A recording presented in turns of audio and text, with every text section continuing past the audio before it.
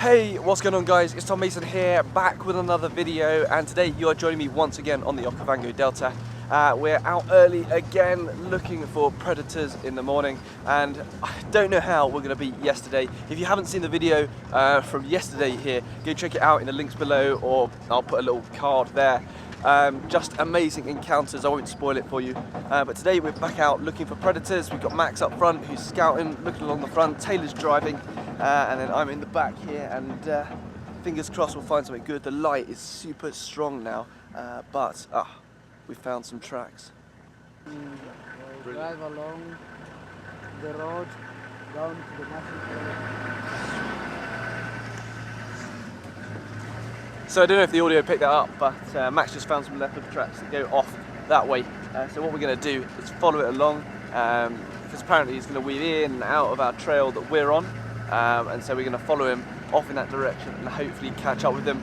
The prints are from last night. That isn't super fresh, but the general direction kind of gives us some real good indication of where to go. You know, it's just crazy how these guys just spot a track from his position up on the front. Without the guys at the front, this trip would just not be what it is, and we'd never catch up with the wildlife that we're finding. So without them, none of the pictures would be possible. But let's hope we get lucky.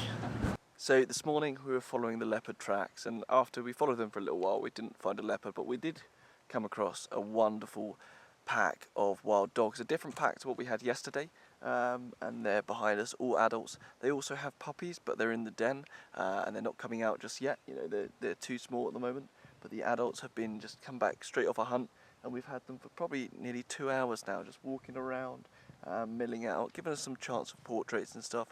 For me personally, the light, you know, a little bit higher than we'd probably want it, but you can't say no to a sighting like this, you know, to just be out and photographing such a wonderful animal. And as now the guys have all gone under a bush and they're off to sleep, we're going to head away and head off, have a little break, and then, you know, get back at it this afternoon.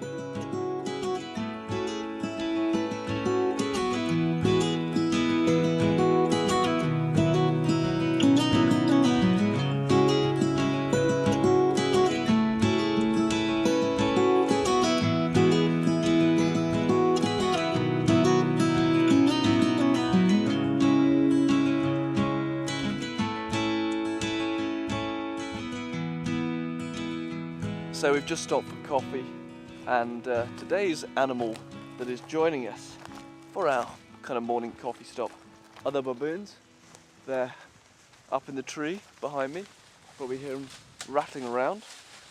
And since I've been in Africa, like, all the wildlife we've seen, like the big cats are incredible, you know, the wild dogs, the puppies, just amazing. But it's baboons all the way for me, just the way they interact with each other, the constant entertainment they are is just fantastic, and photographically I just think they are beautiful animals to work with. So for me, of all the pictures I've coming away from this African trip, there's one shot of baboons that every time I look at it, it's my absolute favourite.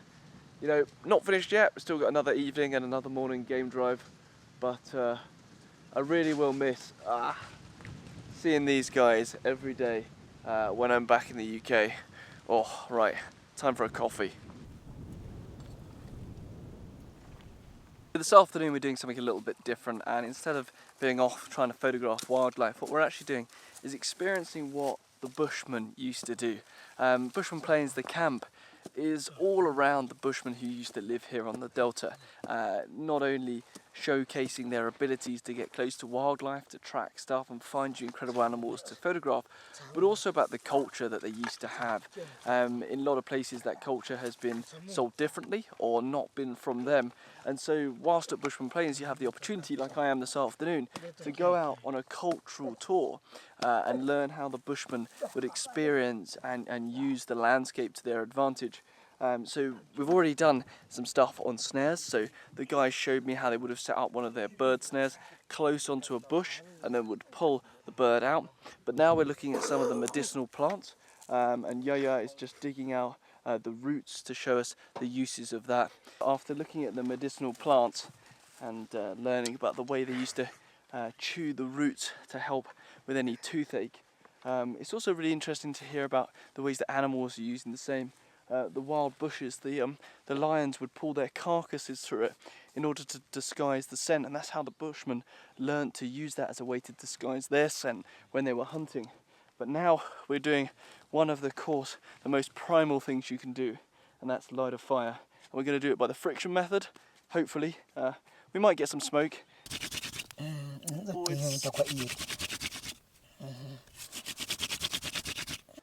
So we got some smoke on the fire. That was really cool. I've tried that myself many a time as a Boy Scout, whatever, and I've never managed to get as much smoke as these guys have. However, it's a little bit too windy for it to pick. The guys was looking for some special tinder that they couldn't find in this little bit, but man, they did it so much easier than I've ever done, and it really does show you that the experience of the Bushman is just incredible. But now we're just going to hear some final notes on a thumb piano, and then we're going to head off and hopefully find some more wildlife, because the sun's going down. And what a gorgeous afternoon to spend with the Bushmen, an experience that I'm really glad I got to have.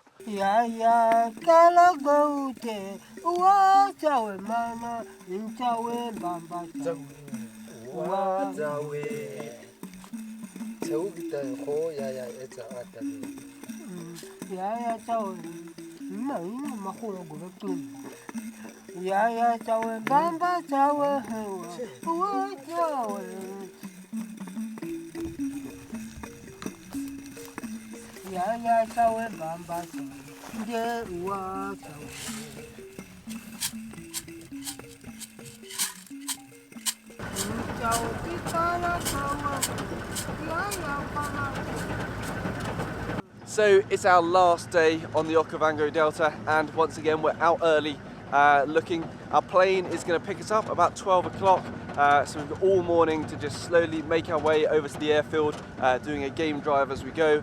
But any of the common species is kind of what we're looking for, just the light's good and everything like that, just getting down for some nice environmental portraits. But even if we don't find too much this morning, it's been an incredible couple of days. Wild dog, lions, it's just been amazing.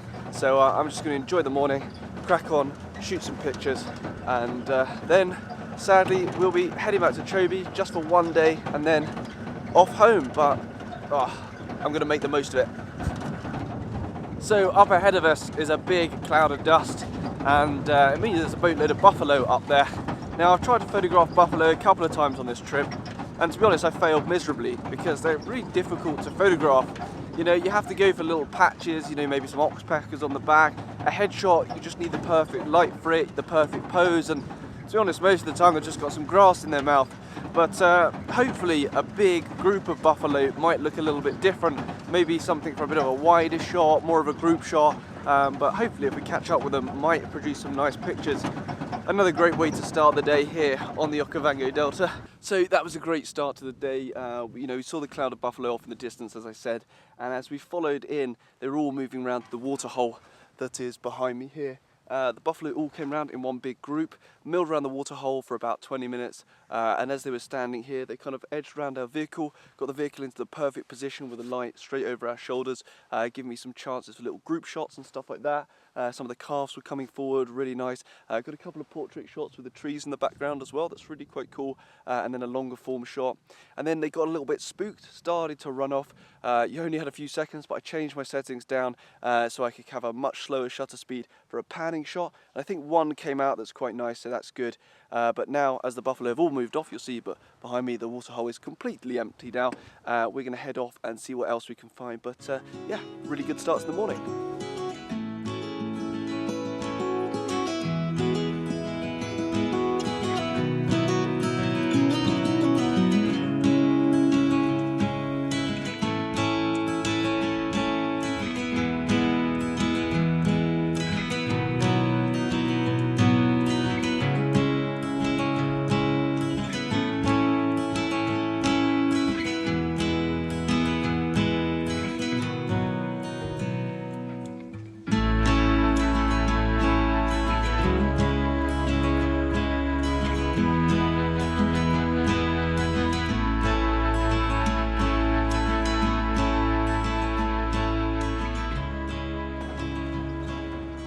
So we've just had word over the radio that one of the other jeeps has come across the lions, Pride of Lions, that are on a buffalo kill.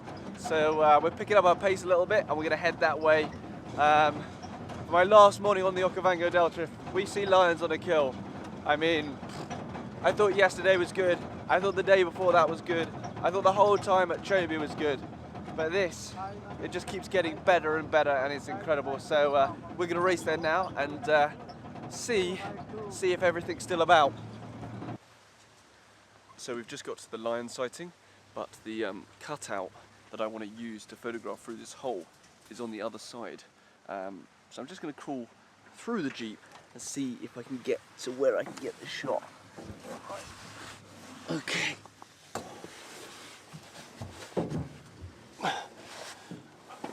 Right, so I managed to sneak into the back and I'm now just setting myself up. The lion is right on the carcass, just literally maybe, I don't know, 10 foot away in front of me, and he's chewing away. The other lions are on the other side, they've already had something to eat, but I'm not fully filling the frame, and as I have enough light now, I'm going to try and use my teleconverter by 2 times to get a little bit closer and fill the frame with a headshot. But changing this over might be a bit tricky on the floor, so we'll see how we go. 600mm ready to go. Let's see what we get. I've got to wait for him to put his head just into the light because he's in the shadow. Of course, I mean, doesn't want to sit in the perfect place for me. Let's see what we got. Wow, that is close.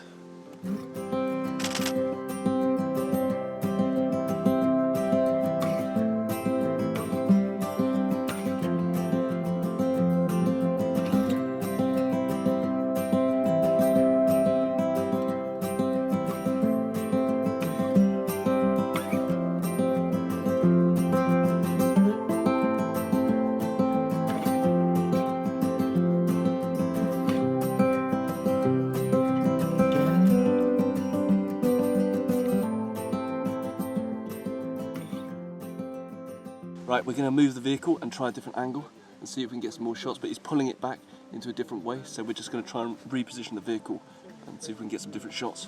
So the male lion who was on the kill has kind of finished and gone to sleep, so what we're going to do now is we're going to head back and go around the outside because the rest of the pride are somewhere over there and we're going to go and see if we can find them in kind of a bit of a better photographic spot. He's just, you know, lying under some trees now, so we're going to go over there. But man, what an incredible way to kind of finish my time on the Okavango Delta. Lions on a kill. The lion sighting the other day was pretty cool, but this trumps that for me. It's just absolutely mad to see. And he's a really beautiful lion as well.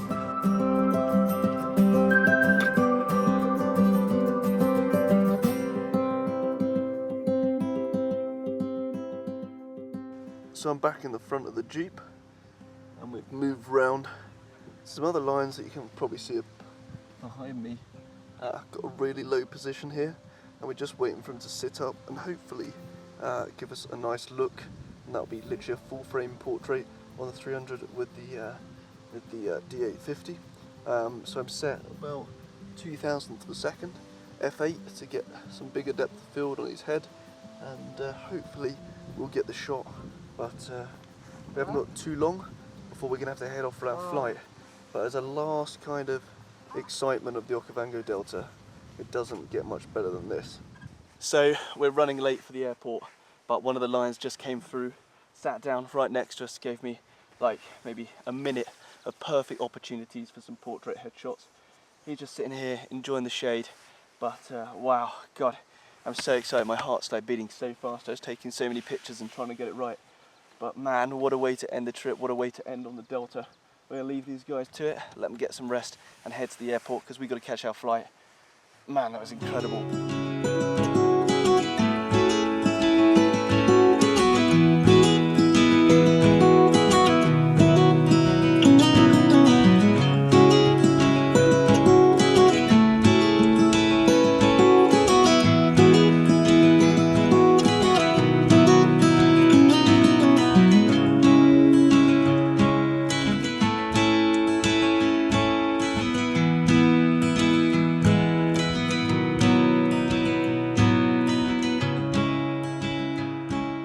So we're bumping our way towards the airfield.